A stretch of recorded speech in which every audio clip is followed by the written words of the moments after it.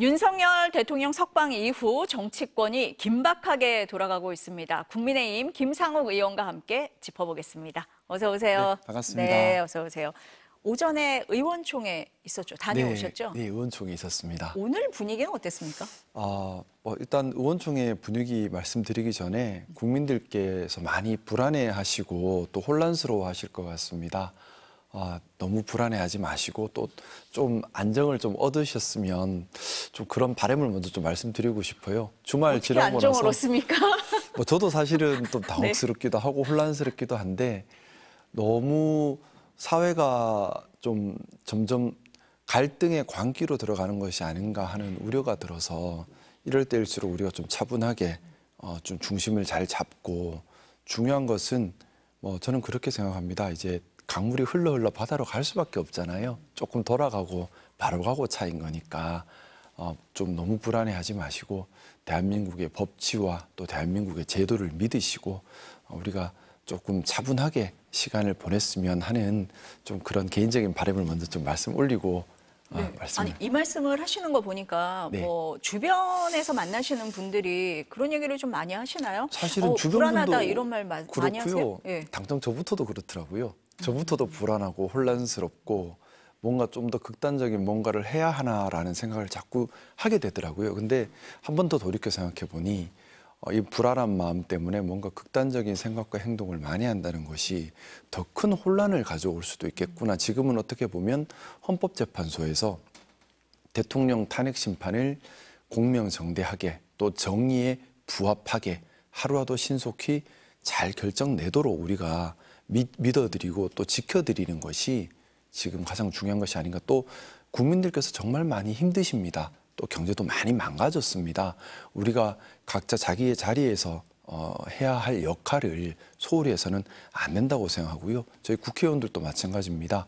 아무리 이런 정쟁의 혼란이 있다 하더라도 국회의원 본연의 일, 또 입법과 관련된 것들, 민생과 관련된 것들을 소홀히 해서는 안 된다는 생각이고요.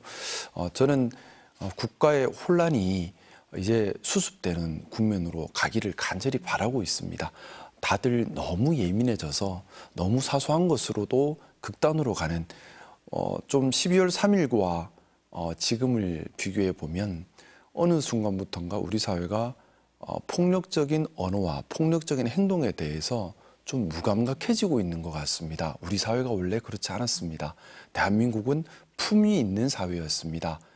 그런 품위 있는 대한민국으로 우리 시민들께서 같이 다시 한번 또 중심 잡아주시기를 청하고 싶어서 네. 말씀 올렸습니다. 지금 의원님께서 말씀하시는 극단적 행동, 이거 뭘 말씀하시는 걸까요? 지금 사실 오늘 의원총회에서도 네. 그런 얘기들이 좀 나왔습니다. 모 의원께서는 국회의원들이 다 총사퇴하고 국회를 해산해야 한다. 또 모 의원께서는 이제 민주당에서 장외투쟁을 하고 있으니 우리도 모두 장외투쟁에 나서야 한다. 또 국민들께서 모두 거리로 나오고 있으니 우리도 거리로 나가야 한다. 그런 말씀들 하셨는데요.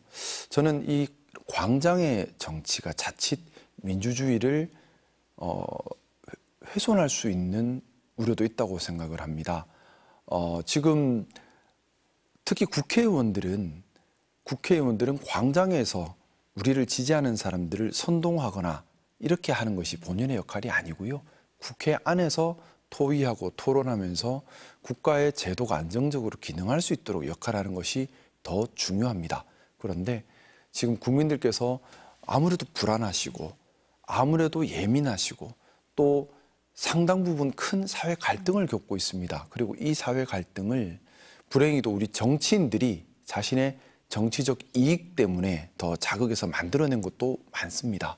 그런데 다시 거리로 나가서 대립과 갈등을 더 부채질한다면 과연 헌법재판소의 결정 이후에 우리 사회가 다시 수습과 통합의 국면으로 접어들 때 좀 더 장애인이 되지 않을까라는 우려도 있고요. 사실 저도 불안합니다. 저도 혼란스럽습니다. 하지만 이럴수록 더 중심을 잡아야겠다. 좀 그런 생각 많이 가지고 있습니다.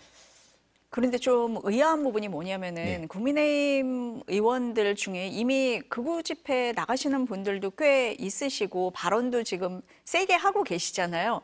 그런데 굳이 의원총회를 열어달라고 해서 우리가 다 같이 장외투쟁하자라고 요구하는 이유가 뭡니까? 당 지도부한테 당 지도부도 같이 해달라는 뜻입니까? 아니면은 저는 좀 뭐 그렇게 어떤 이해를 의미입니까? 했습니다.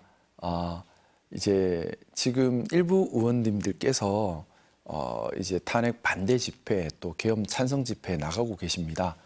그런데 저는 뭐 저 개인적으로는 옳지 않은 행동이라고 생각하고 있습니다.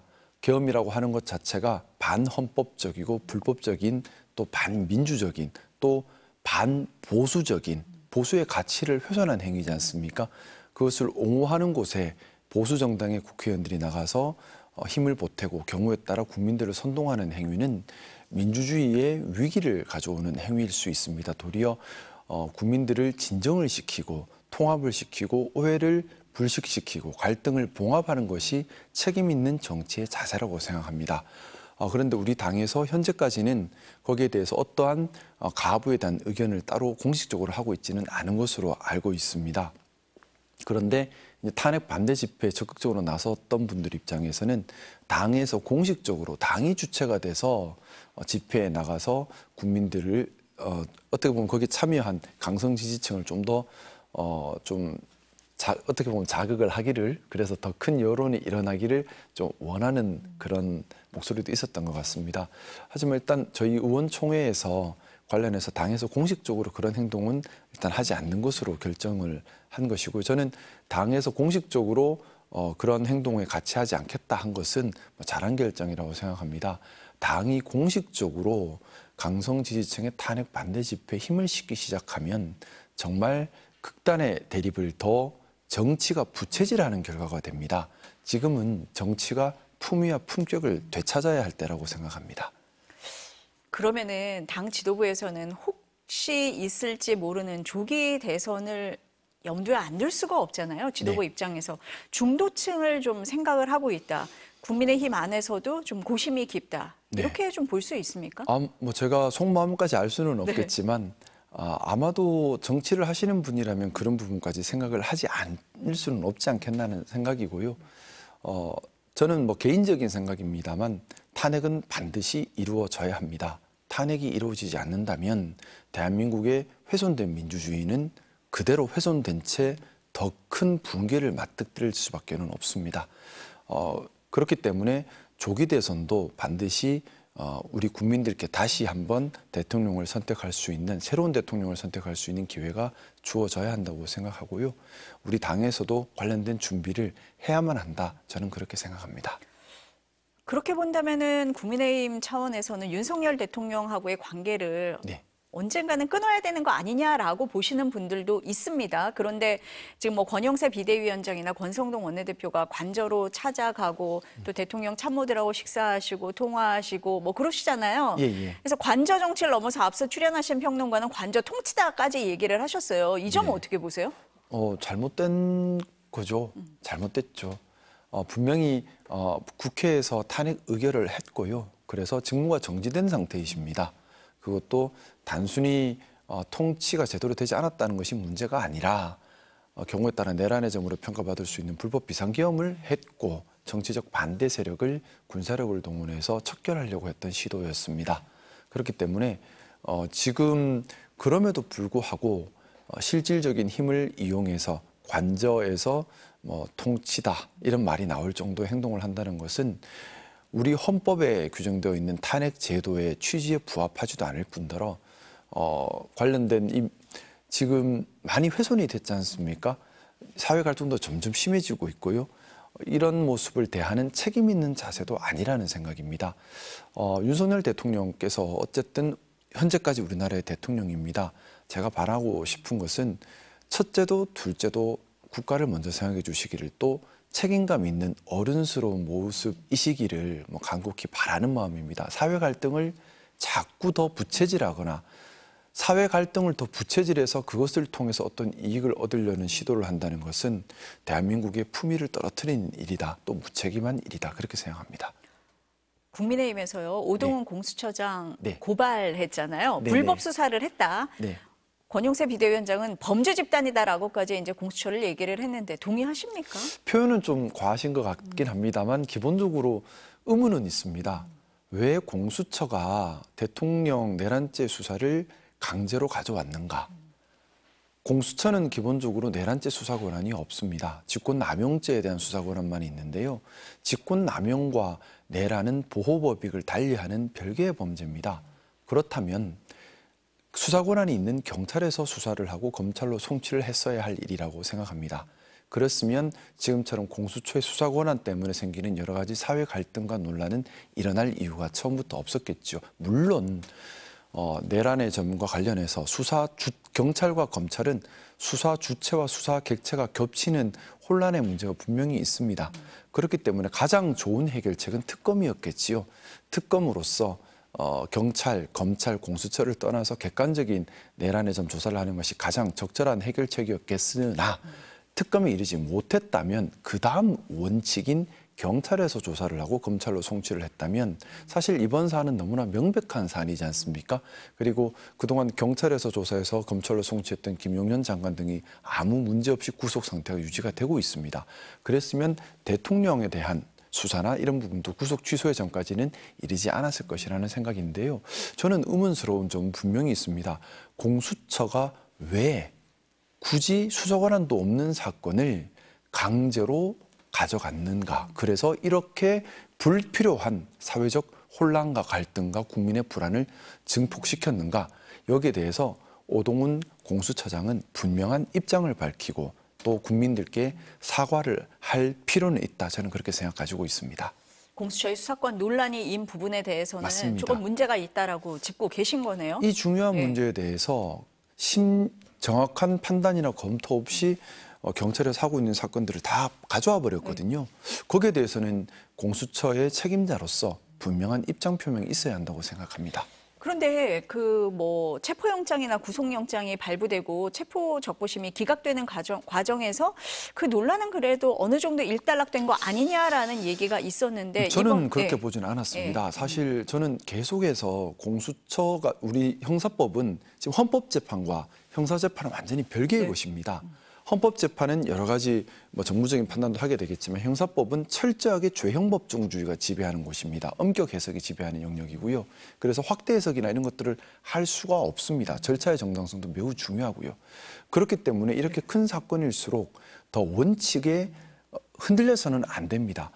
내란죄 수사의 원칙은 경찰이고요.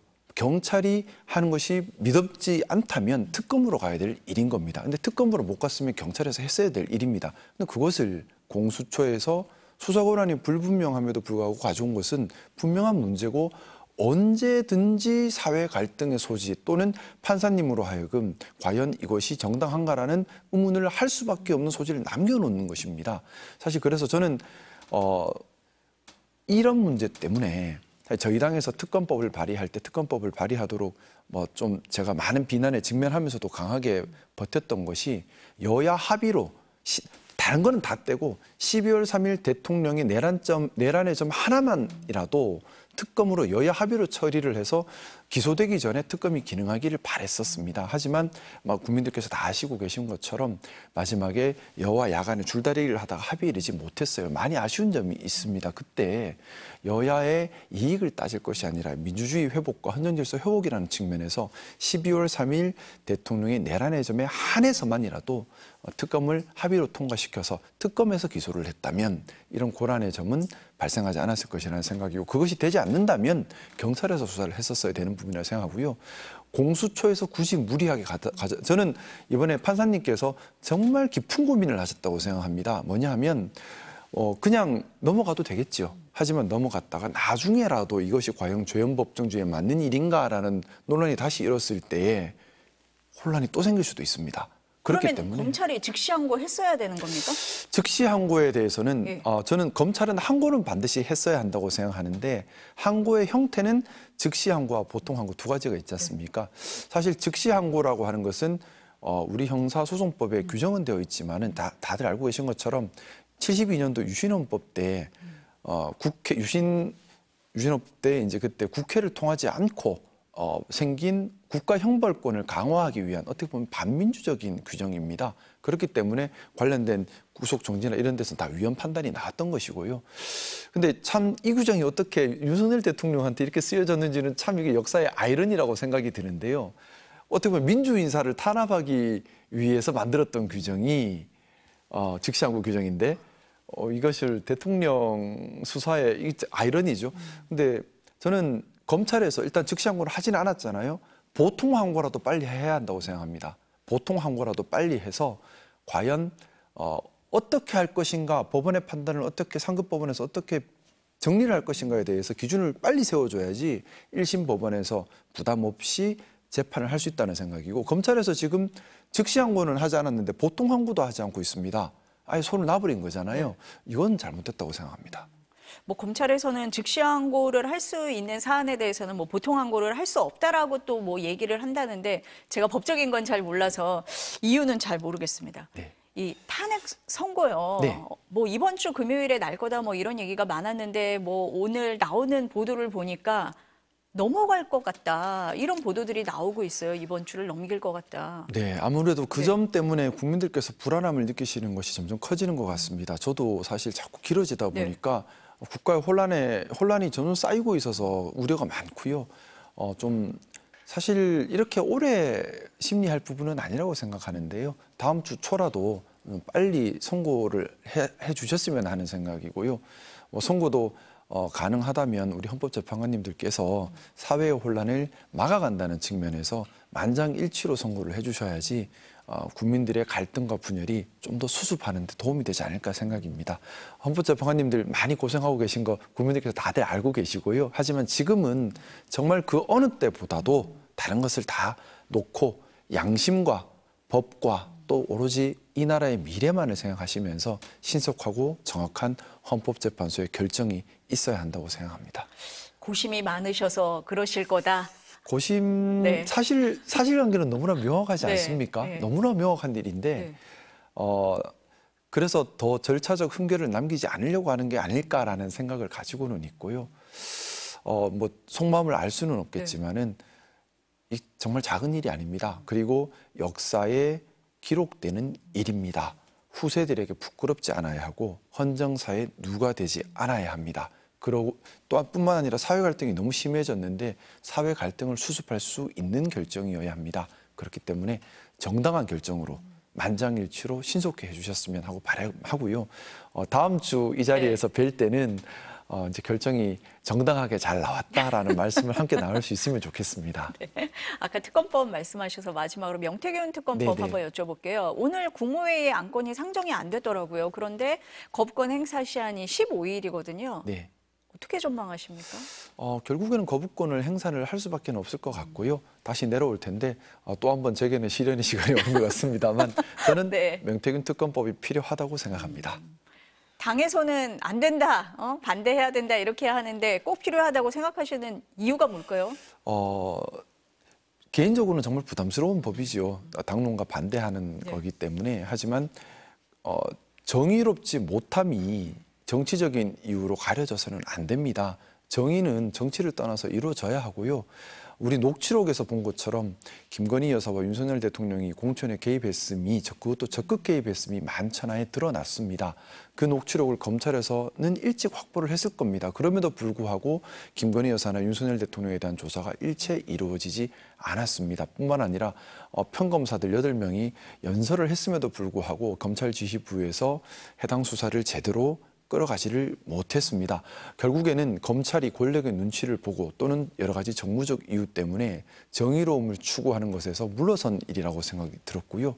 그렇기 때문에 이 부분은 정치적인 이유로 정의로움이 가려져서는 안 되기 때문에 특검법이 필요하다 판단을 했고, 다만 이 특검법이 정쟁에 악용되지는 않았으면 하는 바람입니다. 만약에 정쟁에 악용된다면 그 반작용으로 상대당도 반드시 피해를 보게 될 겁니다. 그렇기 때문에 정쟁에 악용하기보다는 정의를 바로 세운다는 관점에서 특검법에 접근했으면 좋겠고, 우리 당도 아닌 거는 잘못된 것은 빨리 털어버리고 잘못된 것은 빨리 바로잡고 제대로 하겠다는 각오로 피하기만 할 것이 아니라 잘못된 것을 정리하고 시작하는 그런 접근법을 좀 열어갔으면 하는 바람입니다. 또 한 번 시련을 겪지 않으시길 바라겠습니다. 네, 오늘 말씀 여기까지 듣겠습니다. 네, 감사합니다. 감사합니다.